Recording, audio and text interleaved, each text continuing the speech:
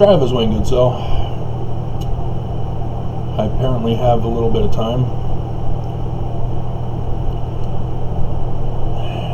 This is for ex-Mormons and Mormons who are thinking about becoming ex-Mormons.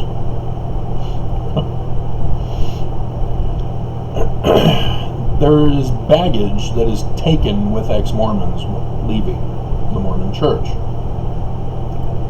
This baggage is religious in nature because the church pretends to be religious as it's a scam operation. And so the baggage has the form of religion that's attached to it. In regards to morality, the baggage that is taken involves ex-Mormons still believing in idol worship.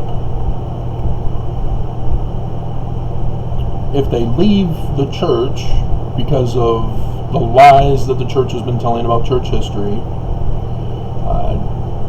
being exposed as not being translators, I'm surprised there wasn't a mass exodus from the church, with Nelson coming out with the white supremacist term for Israel,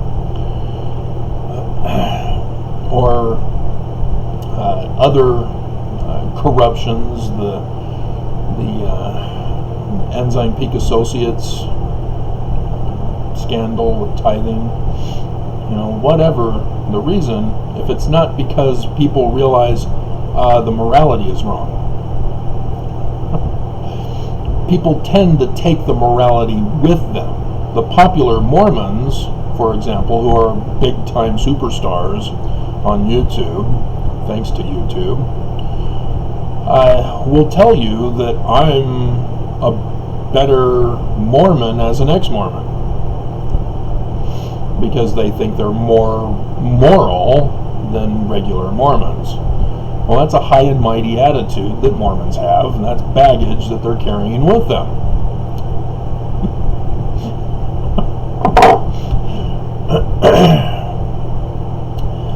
Because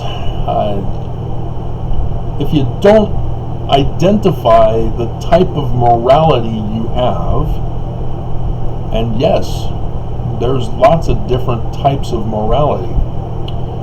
Wikipedia has one on ethical morals. I can't remember.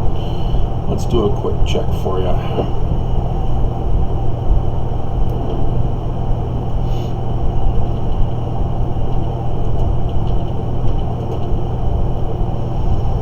Pop life. Everybody wants some thrill. Ethics.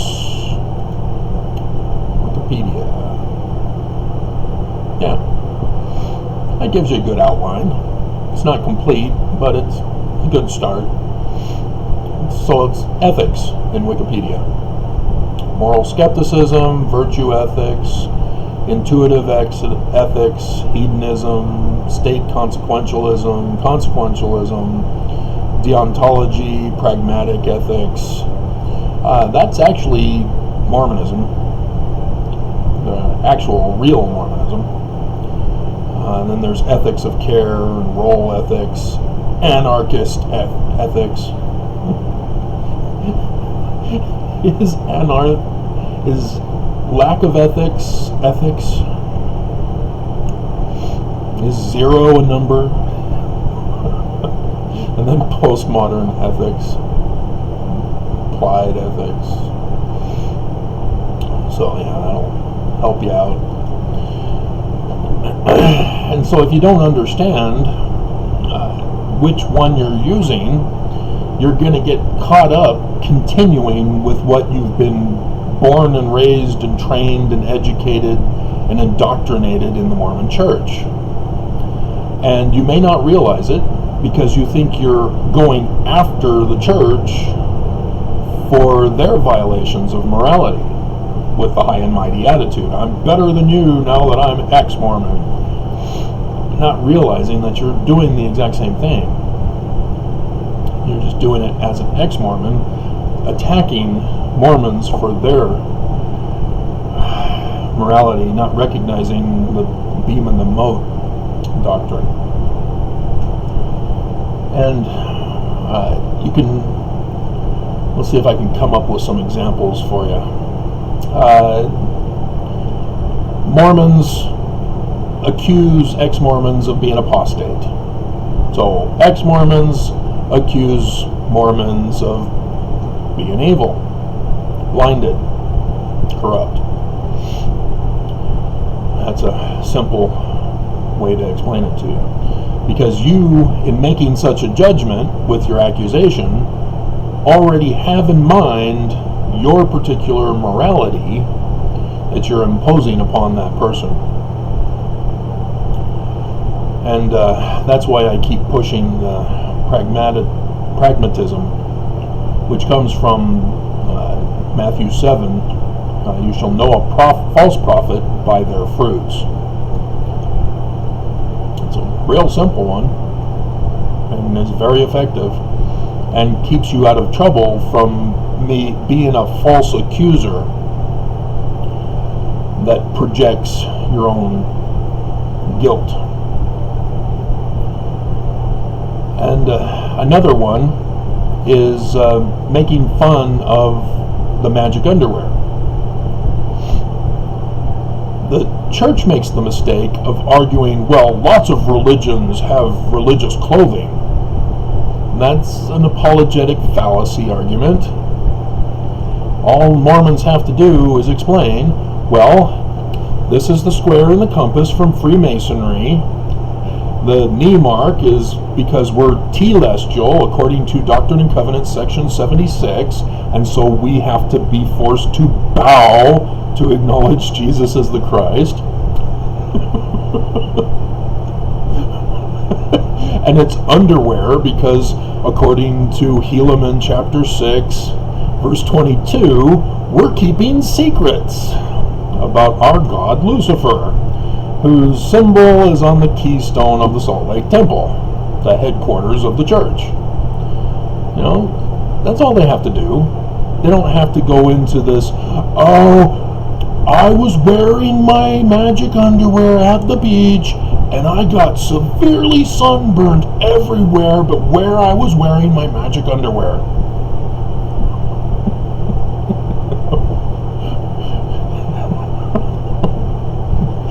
So dumb. That's called idol worship. Part of the superstition. You turn the underwear into a magic entity. That's why I call it magic underwear. It's because Mormons actually believe it contains magical powers. It doesn't. It doesn't matter if they get dropped on the ground. Oh no, I have to burn them. No, you don't. Just wash them. My God. It's such superstition. But if you attack as an ex-Mormon the wearing of the magic underwear for the sake of, well, it's weird and, you know, it's not modern standards. You know, you're supposed to wear a bikini and a bra, or, you know, boxers or briefs. You know, it's just strange to have to wear the two-piece. It used to be the one-piece. And especially during the summertime, have to wear it night and day. And there's the evil markings of Freemasonry. See, again, you're now taking the Mormon version and generalizing it onto Freemasonry. Because Freemasons don't wear the magic underwear. So, yeah, this is baggage that people take with them when leaving the Mormon church. They don't understand that there's nothing wrong with Mormons having the underwear. It's a little financially fraudulent because the church has leading Mormons to believe that if they don't wear it, they're going to be cursed by God. That's a bit of a scam that's going on by the church. Letting Mormons believe in the supernatural powers of their underwear, whether for good or for evil. That's all part of idolatry. And that's what people in ex-Mormonism need to focus on, is trying to convince Mormons, no, there is no magical powers in your underwear. That's idol worship. That's the sin. That's a violation of the Ten Commandments. But yet Mormons still will be in denial. Oh, I have to. Oh, I'm going to get in trouble. Who's going to narc on you? How are people going to find out? Are they spying on you? Committing a crime in the process? It's like getting caught with your eyes open during a prayer. The person who catches you is also not keeping their eyes shut. So, if they tell, they get in trouble too. And so this morality thing is the biggest one, I think, that ex-Mormons carry the baggage with them.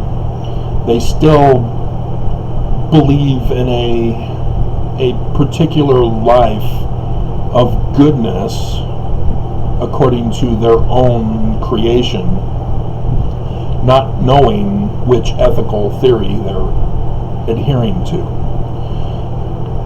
A checklist of these things I can do because they're good, these things I won't do because they're my standards and values and I won't cross them.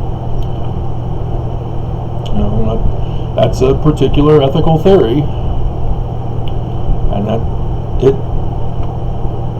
you need to understand that you can't just pick one and say, oh, this is my theory, I'm living it and everybody has to accept it, and then blah blah blah. Because no, in the realm of theories, you develop a theory for the sole purpose of producing fruit, to see and judge whether it's true or false, confirmed or rejected. And if you can't develop a test for judgment, you have to dismiss it and stop calling it a theory. You can't use it anymore. And that's what these ethical theories are, because each one of them has their faults that disqualify them as theories. Oops. So pragmatism is the only one that works, because in and of itself it is the theory test. The results of actions. It's very simple. But many people do not utilize that one.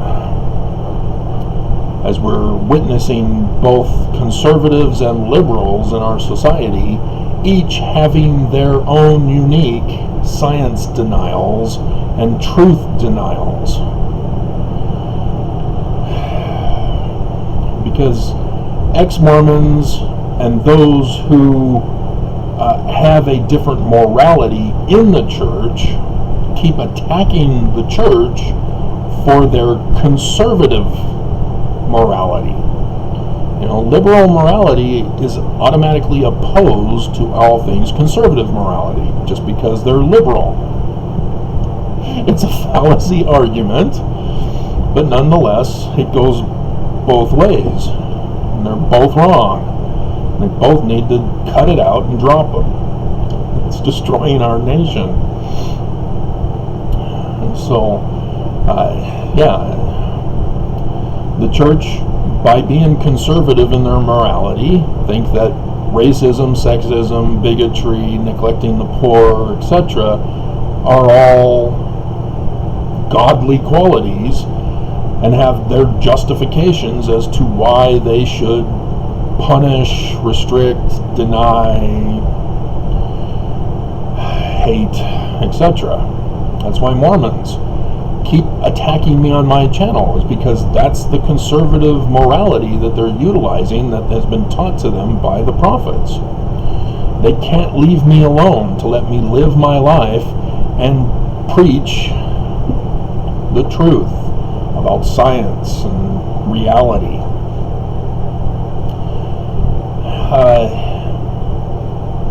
So I think that's enough for the morality. That's just a touch-up thing for you, to get you thinking about that, because there's lots of things that we need to recognize in Mormonism, that we need to break off from our thinking and search for another moral theory. The hymns and the primary songs also. I often hear ex-Mormons say, "Oh, I enjoyed the hymns and the songs from primary. I still remember them. It's just, getting raped by my bishop sort of ruined the whole thing for me," or whatever. Knowing that the church isn't true sort of ruined the whole thing for me. Well, you need to understand that each of the moral theories can be written out. You can read it on Wikipedia so that you can identify them. And so each of the words, whether it be a speech that we give, a conference talk, a song, the hymns, they all have meaning behind the words. They are preaching precepts to us. And if you're not understanding that, you're just listening to the hymns and enjoying the tune and the beat and blah blah blah, and you're not paranoid and idol worship superstitious because of Packer, who was quoted by Spencer W. Kimball in his book Miracle of Forgiveness, and then quoted by Benson in conference,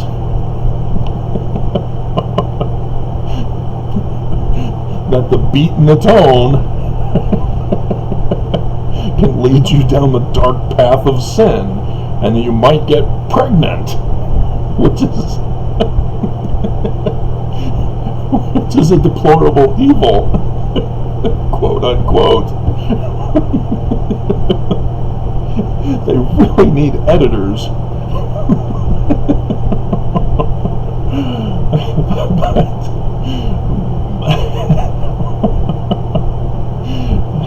But you need to understand morality, because too many leave the church and still think in the Mormon morality mindset.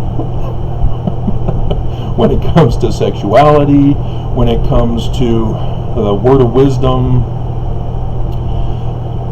when it comes to treating other people, the concept of how do you love your neighbor. And of course you get many people with different definitions, because there's different definitions of love.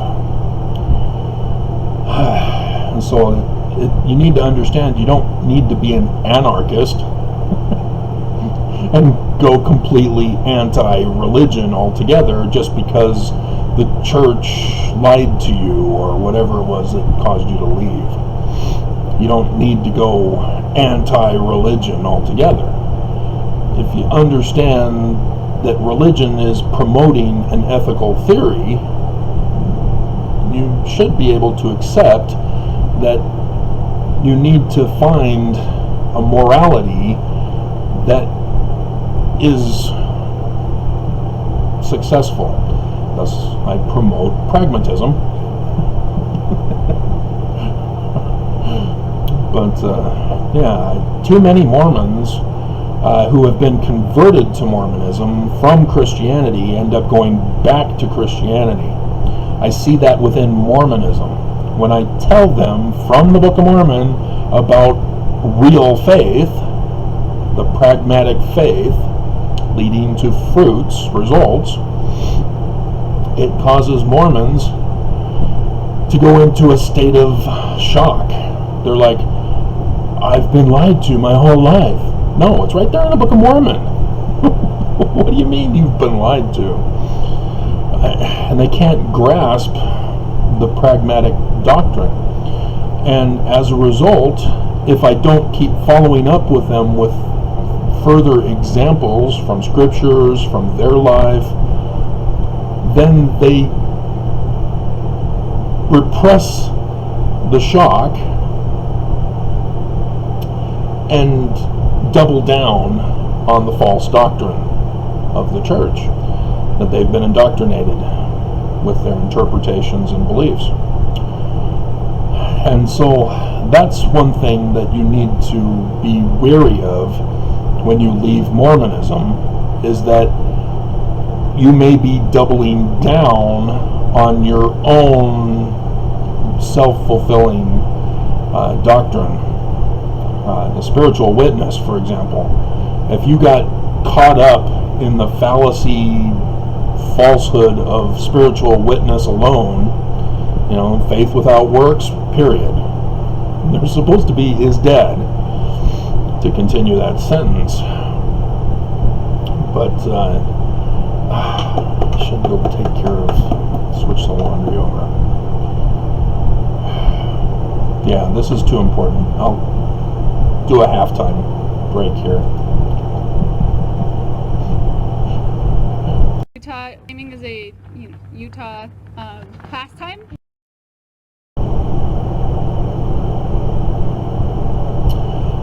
The most awesome clip ever, thanks to the governor's spokesperson. I have no idea what role she plays in government. But a perfect example of the type of baggage that she would take with her if she were to leave the Mormon church. That concept of shaming others is going to carry on. And so, yeah, if you're not aware, shaming other people for what the government caused, bad. But please report on the church for using water on Sunday. They're getting away with it, and they can't. They need to be held accountable. This is part of the process of pragmatism, is that people who demonstrate corrupt, bad, evil fruit need to be held accountable, punished, and restitution rendered to the victims of their crimes. Without that, there is no justice. The concept that liberals have that, we should just send them to a mental person to evaluate them and care for them. No, punish them. They take somebody's life, their life must be taken, because nothing else will satisfy the demands for justice. And liberals refuse to get that. That's where they're in denial of truth. That's one of the many.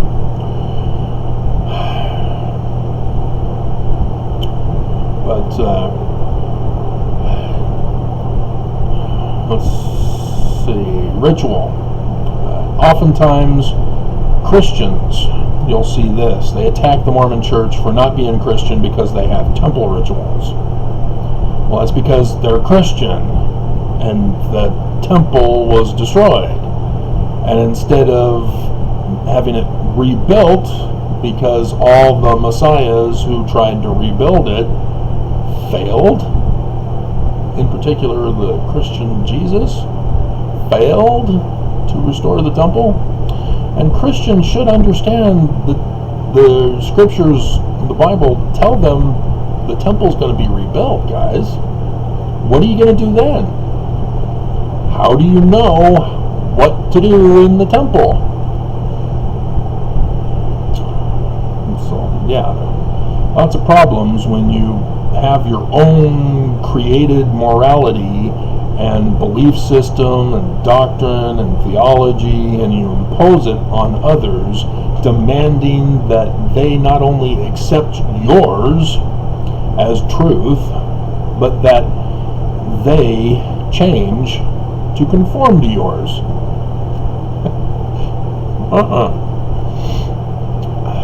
Another baggage is with administration.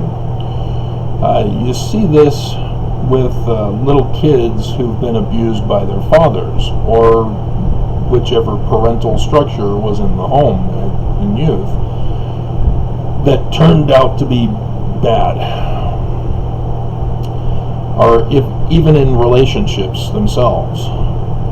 Somebody's involved with another person in a relationship, the relationship ends ugly. There's a tendency to overgeneralize and impose the evil of the person that hurt you onto everyone. So if you're a woman and you broke up with the guy because he tried to kill you, then there's that trauma, and you're paranoid of all other guys now. And I understand that. That's a trauma.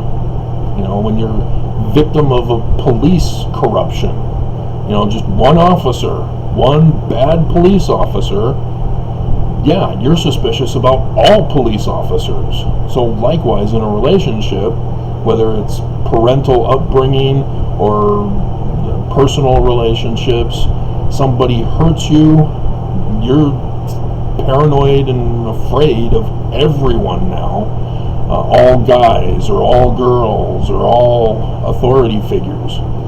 And that's where the church comes in, is where the church, they're actually being abusive. They're holding Mormons hostage. They're brainwashing. They're scamming them out of their money. They're torturing them. And to leave the church with that trauma, you tend to blame all authority figures, or at least in religion, all religious authority figures. And you start saying, yeah, I don't believe in organized religion. Yeah, thanks to the Gospel of Thomas, I think, Christians started using that excuse because of the abuse of the Christian leaders, whether it be the televangelists who were scamming them out of their money and committing orgy fornications with their pool boy, or the Catholic priests banging the sex trafficking and banging the altar boys. You tend to go to the opposite extreme, the contrary extreme, and it takes time. But unless you come to realize, you're going to be stuck in that baggage trap. And so just because the church's administration is corrupt and causes trauma and murder and all that, doesn't mean that all administrations are that way. And it just takes time. Adopt pragmatism. That will help you. And then Scripture.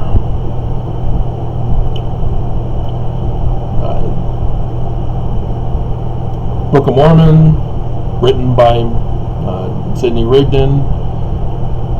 Plagiarism, dozens of different contemporary works. Thus, church lied. You cover up what really is happening.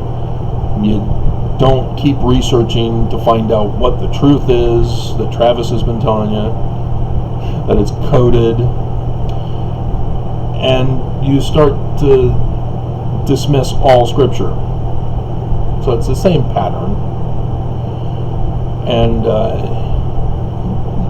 this nihilistic nature is a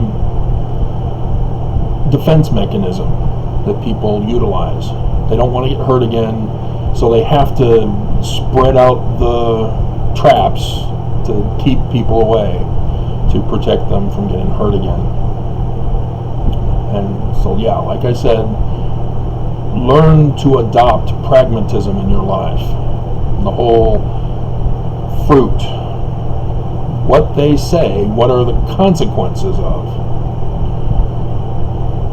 And then you can be a little more cautious. You can then when somebody tells you something, well, you know, it takes two to tango, yeah, you can run away from them because they're trying to blame victims.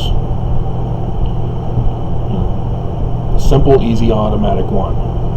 When my bishop tried pulling that on me, yeah, I knew he ain't inspired by God. So, yeah, there's lots of false doctrines out there, false precepts that Mormons are utilizing.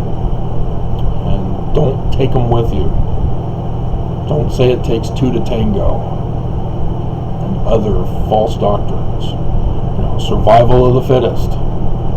That's what conservatives were using during coronavirus. You know, hey, I'm strong, I can handle this little hoax flu.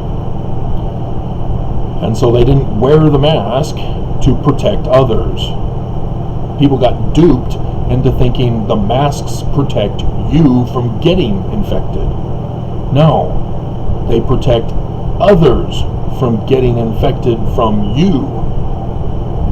And nobody understood that properly the whole time.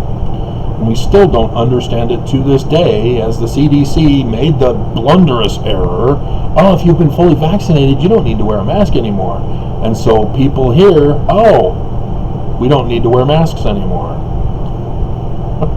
And now Utah is getting over 300 per day on new cases.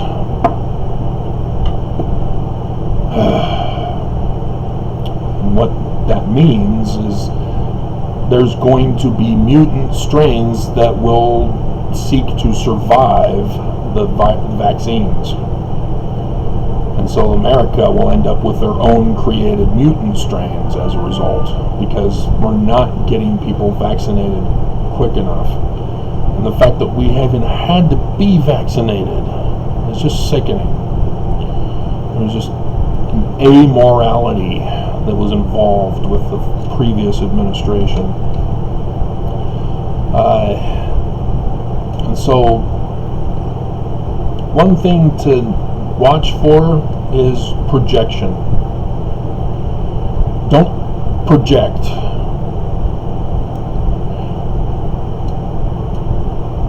When you make a false accusation, when you generalize, all men are like that, all Mormons are like that, you fall into the trap of exposing yourself for what you yourself are guilty of. Remember, beam and mote. You have to be very careful when you make an accusation. Make sure it's pragmatically based. You know, you've seen the consequences of such a precept, and you're condemning the precept as false, not the individual. It is crucial, because you know, there was a terrorist Mormon who was attacking me, sending me death threats. Well, he made the mistake of falsely accusing me of being a pedophile. So I did the whole video about how he projected himself as a pedophile. So I'm waiting for him to show back up so I can expose him to you.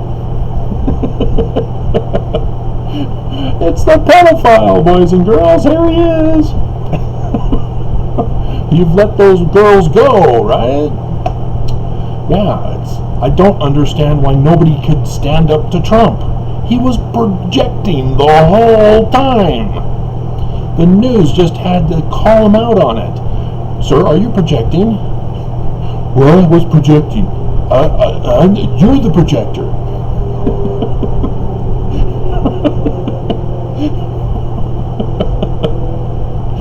And so, yeah, it's too easy to put guys like Trump in his place. Too easy. And I'm pissed that the liberals didn't take that advantage. And now they're finding out that he rolled all over them. So anyway, but I am right. Manchin has dirt that the GOP is holding leverage over him for. so that he's refusing to cooperate with the Democrats to end the filibuster and to pass certain laws. Yeah. If the press would only check into his past, they'll find it. And then Manchin will have to say, I'm quitting, stepping down. And then somebody else will have to take over his position so that we can go back to normal. This is what they do. I mean, the woman from California who made it into the 2018 midterms among all the other women, and her husband decides, oh, I'm upset that we're getting divorced, so I'm going to do revenge porn and expose you. That's it. That's all it is. Found dirt. She had dirt with her husband. She's now divorcing her husband, and so he retaliates by destroying her life. And instead of liberals saying, oh my goodness, you poor thing, we'll help you through this. Nope. You need to step down. This is shameful for us, a congresswoman. But yeah, she did have that inappropriate relationship with the staffer as part of her compromised situation. But yeah, the pool boy thing, that was hilarious and disturbing. But yeah, he's out there telling his audience that they're the sinners and need Jesus, when he's the sinner and needs Jesus. It's that simple. You have to go after fruit, not the individual. And so Nelson, temple in Russia. Excuse me, sir. That fruit is bad. They're enemies of America. They're attacking us. What are you doing? Coronavirus. Oh, I don't know. I'm a medical doctor, but I'm the prophet of the church. I'm gonna wait to see what the governor and the local leaders decide as to how to run the church. Oh, Mormons died because I had the church opened during a coronavirus? By their fruits you know them. We know Nelson. He's an evil man. He's got blood on his hands now. As a medical doctor, he's got blood on his hands, let alone treason. It's real simple, pragmatism is. So that's pretty much it. Just, stop and think before you do a popular video. It's one thing to attack the church. You're going to get popular. Lots of people love it when people attack something, especially like the church that is filthy rich and neglects the poor. People love to attack such things. David and Goliath situation.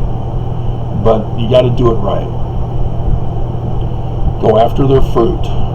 Go after them for their crimes, not for whether they have temple rituals or magic. Well, if it's magic, then yeah, you can go after them, because that's idol worship. But if they have sacred clothing, leave them alone. Let them worship how, where, and what they may. But again, the church doesn't do that. So target them for their believing in magic underwear, not that they have underwear. It's okay if they don't go commando.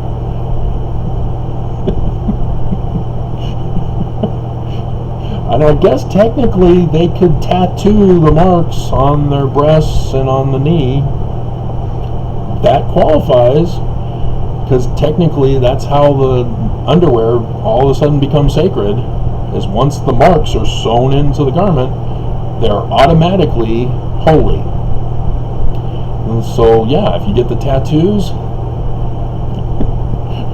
there is no way I'm going to be allowed to put that kind of photo on YouTube. YouTube will ban me for life.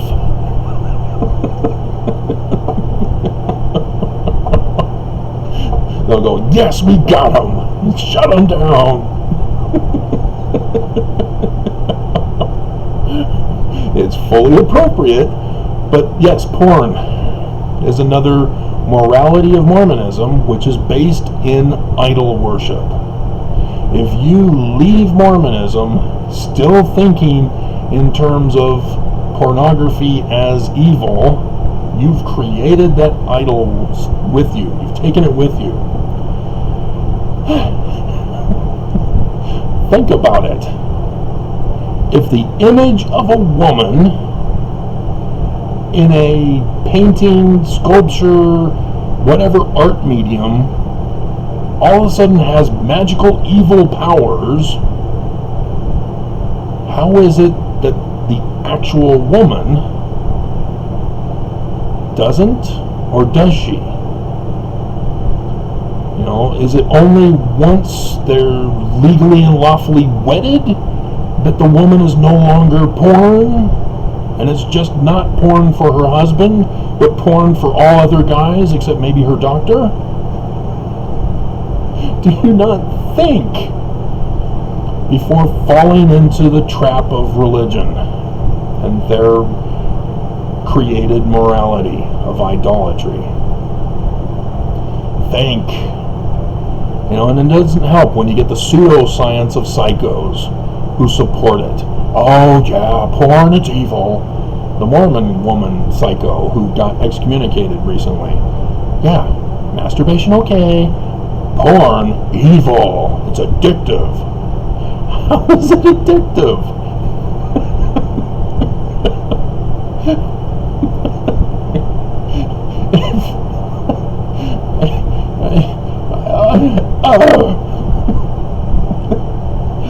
Dear God, never trust a woman to control a man's body. And likewise, women, don't trust a man to control your body. But don't justify not letting someone else control your body so that you can commit crimes. Oh, dear God. But yeah, it's absurd. The Mormon thinking behind sexuality. It's just, you have Southern Utah. Oh, we can't have cosmopolitan or women's health showing on the magazine racks at the counters of the grocery store. Our children are being corrupted. They're becoming addicted. Their frontal lobes are exploding.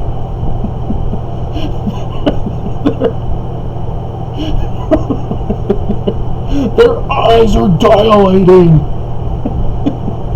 I mean, seriously, do you not see the problem? There is nothing with images of women. Quit body shaming. Quit the abuse, because that's all it is. There is nothing wrong with our bodies. Now, men's bodies, yeah, that's evil. Nobody should see a man's body. But, oh dear God. I mean, the Egyptians, it was all communication about the human body. You know, and yet you see Christians attack Mormons for the Book of Abraham, facsimile number 2, the hypocephalus, where there's penis. Oh no! Oh, there's a penis. There's another one. There's another one. Yeah, because we have them as guys, and it's part of the communication. And if you're just going to be offended because of your own created morality that may have been taught to you by your religion falsely, you're going to go down a path of destruction and causing lots of conflict in the world, causing lots of hurt and pain and anguish. It shouldn't even happen. Don't take that baggage with you.